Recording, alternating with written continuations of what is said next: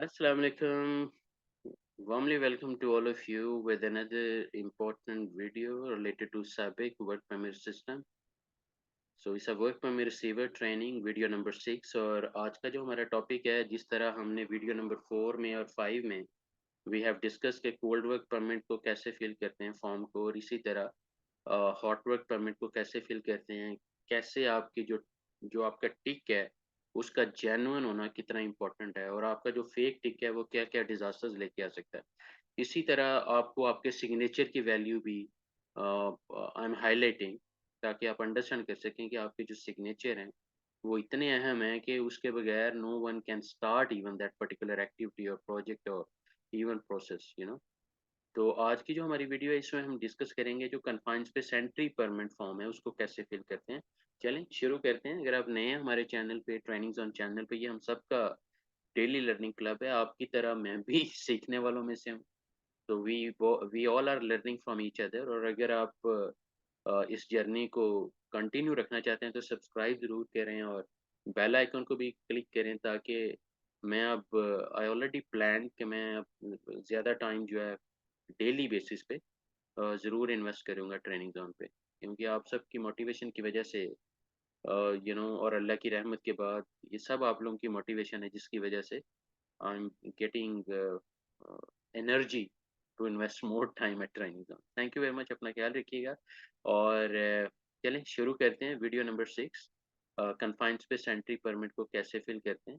That's what we are going to discuss. देखें जो सबसे पहले कन्फाइंड स्पेस एंट्री परमिट है उसको देखें किस तरह का ये नज़र आता है एंड मोस्ट इम्पॉर्टेंटली जिस तरह बाकी फॉर्म्स के डिफरेंट कलर्स हैं इसी तरह इसके कलर को भी अगर आप जहन में रखते हैं तो आपको इमीडिएटली पता चल जाया करेगा कि ये confined space entry permit form है सैबिक का। और दोबारा रिपीट करता हूँ कि फ्रॉम टॉप टू बॉटम आपको एक एक वर्ड को, एक एक रो को, कॉलम को, इवन सेल को इम्पोर्टेंट देनी पड़ेगी। एक एक वर्ड को अंडरस्टैंड करना पड़ेगा कि आप क्या टिक करने जा रहे हो और किसके बारे में रिस्पॉन्स करने जा रहे हो, ताकि उसके मुताबिक जब आप ये वैल्यू अंडरस्टैंड करेंगे तो इंशाल्लाह आई एम श्योर कि you will do your job honestly. और इसी तरह आप अपनी कंपनी के लोगों को, कंपनी की एसेट्स को, ओवरऑल सैबिक की जो गुडविल है, क्रेडिबिलिटी है, मीन सैबिक के बिजनेस को और अल्टीमेटली एनवायरनमेंट को भी आप सेफ रखने में इंशाल्लाह ज़रूर हेल्प आउट करोगे as a work memory saver. तो चलें शुरू करते हैं। Again as usual like other permit forms, issue date is important. Duration आपको बतानी पड़ेगी किस घंटे से किस घंटे तक ये परमिट, और यूजुअली जैसे अरामको में वन ऑपरेशन शिफ्ट है इसी तरह आप इसी को भी कंसिडर कर लें, लेकिन 12 आवर्स से ज़्यादा आप इस परमिट को एट स्टार्ट नहीं ले सकते। और नंबर ऑफ़ वर्कर्स एक्सटेंडेबल है वो एक अलग इशू है, लेकिन नंबर ऑफ़ वर्कर्स कितने चाहिए और कितने हैं, या वर्क ऑर्डर जो वर्क ऑर्डर नंबर है वो भी आप यहाँ पे ज़रूर आपको हाईलाइट करना पड़ेगा। और डिटेल्स ऑफ द वर्क,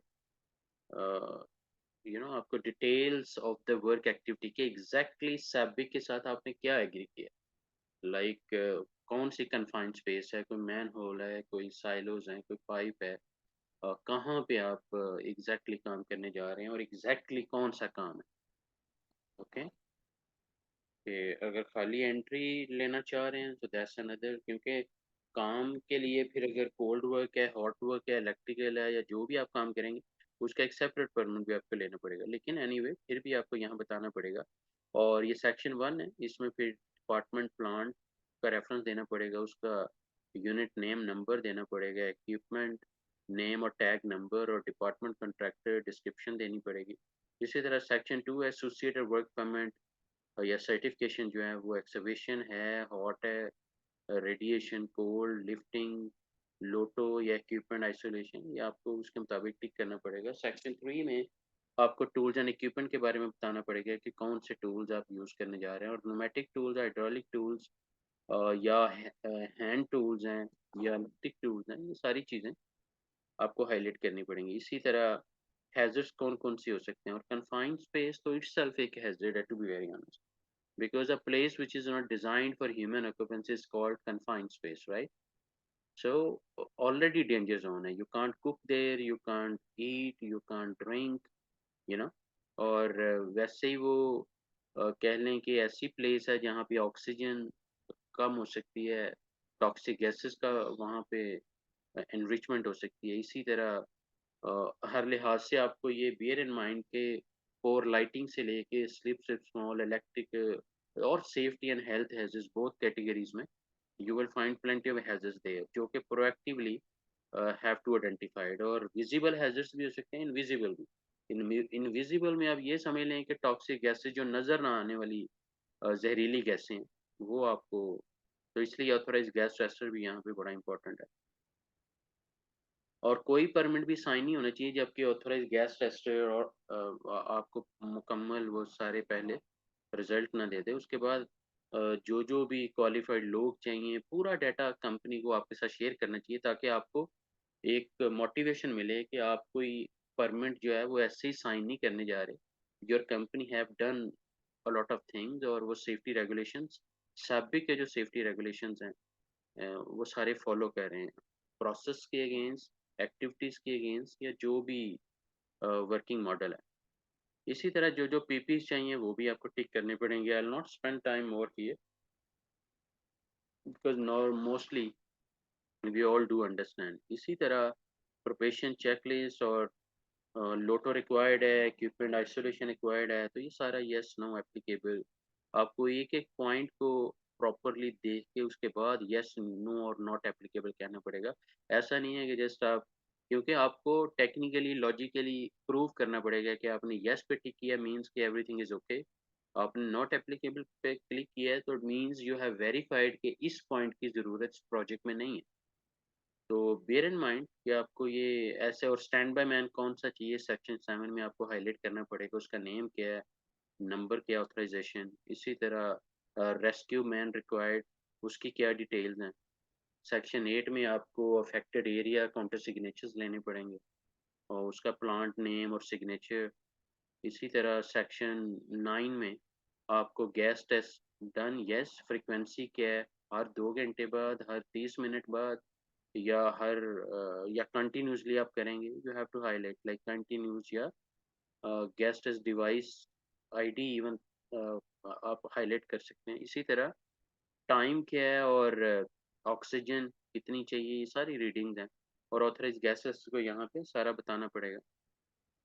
उसके बाद ऑथराइजेशन मींस कि आपने और सैबिक का जो परमिट इश्यूअर है और आप परमिट रिसीवर, आप लोगों ने अपना आईडी नेम सारा ऑथराइजेशन नंबर लिखना है और उसके बाद साइन करना है। आपके साइन के बगैर प्रोजेक्ट शुरू नहीं हो सकता और यही आपकी बहुत बड़ी अथॉरिटी है।